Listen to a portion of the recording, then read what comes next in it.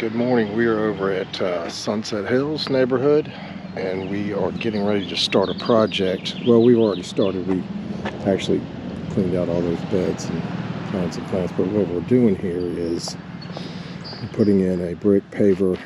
We're widening the driveway here. It's going to come down. It's going to come up and curve in here, come around. There was an old brick walkway here.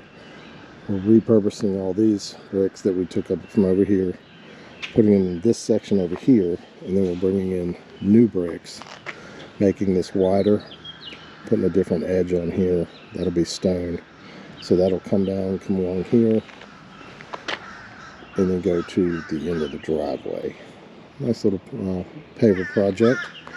We're going to get started today on the excavation, getting all this cleaned out, putting in a new foundation. We're going to have the open graded base on this instead of this sand they have here, or screenings.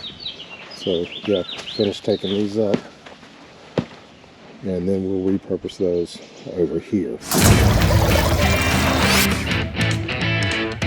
Hello, we are back. Sunsethills just finished up a really cool project. Extended the driveway over about a foot with some new pavers. Tore out all the old grass that was here, mulch.